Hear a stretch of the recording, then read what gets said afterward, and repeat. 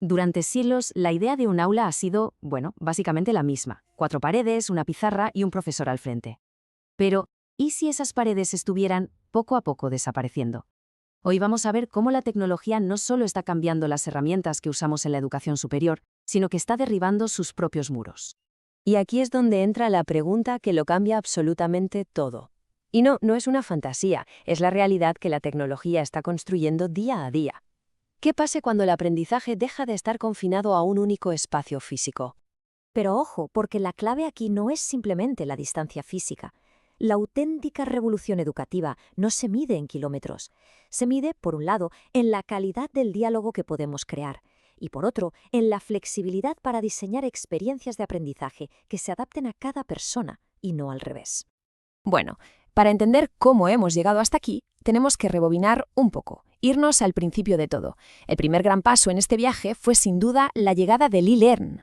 Para que nos hagamos una idea, el e-learning era como la versión digital de aquellos antiguos cursos por correspondencia. La diferencia es que, en lugar de esperar al cartero, Internet se convirtió de repente en el aula, el libro de texto y el canal de comunicación. Todo en uno. Claro, pero la cosa no se quedó ahí, ni mucho menos. La tecnología siguió evolucionando y con ella el propio concepto de aprendizaje. Nació el llamado e-learning 2.0 y con él llegó un cambio de mentalidad que iba a poner al estudiante en el centro de todo. El cambio fue radical. El estudiante dejó de ser un simple consumidor de información, un espectador pasivo, para convertirse en un productor, alguien que crea, que comparte y que construye conocimiento dentro de la red. Y claro, el siguiente paso era casi de cajón, ¿no? O sea, ¿por qué elegir entre el mundo físico y el digital si podemos tener ambos? La siguiente etapa fue precisamente esa, fusionarlos, dando lugar a lo que se conoce como el aula combinada o blended. El blended learning es justo eso, es como coger lo mejor de cada casa. Por un lado, la interacción y el debate de una clase de toda la vida, y por otro, la flexibilidad y los recursos casi infinitos del aprendizaje online. Una combinación, desde luego, muy potente. Y un ejemplo que seguro que a muchos les suena y que de verdad le ha dado a la vuelta a muchísimas aulas es el famoso modelo de Flip Classroom, lo que llamamos el aula invertida. La idea es sencillísima, pero muy poderosa. Básicamente, se invierte el orden tradicional de las cosas. Primero la teoría se ve en casa, online, cada cual a su ritmo. Y después, el tiempo en el aula, que es muy valioso, se dedica a lo que de verdad importa: a practicar, a resolver dudas, a colaborar en proyectos y siempre con la guía del profesor. Pero la historia no acaba aquí. La evolución siguió, y la siguiente gran ola vino a liderarnos ya del todo de cualquier atadura de tiempo y de espacio. Y todo gracias a ese aparatito que llevamos todos en el bolsillo. Y aquí es donde entra en juego el M-Learning, el aprendizaje móvil. Con la explosión de los smartphones y las tablets, el aula se volvió portátil. De repente, el conocimiento ya no estaba en un edificio, sino en la palma de la mano. Daba igual si estabas en el autobús, en un parque o en una cafetería. Este aprendizaje móvil fue en realidad la llave que abrió la puerta a un concepto que es todavía más grande: el aprendizaje ubicuo o U-Learning, como se le conoce. El e-learning es, por así decirlo, la meta final. Es un entorno donde aprender es como respirar. Está en todas partes, siempre disponible. Ya no hay un dónde ni un cuándo para aprender, simplemente está ahí, integrado en nuestro día a día.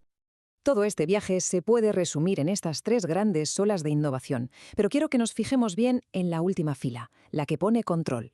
Fijaos cómo se va moviendo el poder. Al principio lo tenían los diseñadores de los cursos, luego pasó a los profesores y finalmente, en esta tercera ola, llega a manos de los propios estudiantes. Es una auténtica transferencia de poder. Y precisamente esa transferencia de poder es lo que nos lleva al momento actual, al punto culminante de toda esta evolución.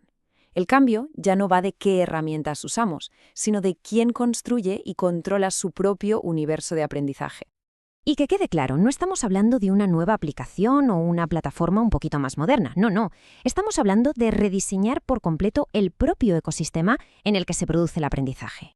El contraste, la verdad, es que salta a la vista. Por un lado, tenemos el modelo de siempre, el que está centrado en la institución, con sus plataformas cerradas, una experiencia igual para todo el mundo, y por otro, el nuevo modelo, que está centrado en la persona, en el usuario. Hablamos de entornos personales de aprendizaje, donde cada uno se construye su propio ecosistema.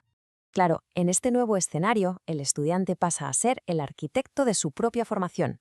Esto exige, por supuesto, más autonomía y más responsabilidad, pero la recompensa es enorme. Se pasa de ser un consumidor pasivo a un productor activo de conocimiento. Y por supuesto, si cambia el papel del estudiante, el del docente tiene que cambiar también. Se acabó eso de que el profesor sea la única fuente del saber. Ahora su rol es mucho más de curador de contenidos, de guía experto que ayuda a navegar en un océano de información. Un papel sin duda mucho más complejo, pero también más crucial que nunca. Así que al final volvemos un poco al principio. Las paredes del aula, como hemos visto, se han desvanecido. El aprendizaje está por todas partes. Es personalizado y está en manos de cada individuo. Y esto nos deja con una última pregunta en el aire, para reflexionar. En este nuevo universo educativo sin fronteras, ¿quién tiene ahora de verdad el control?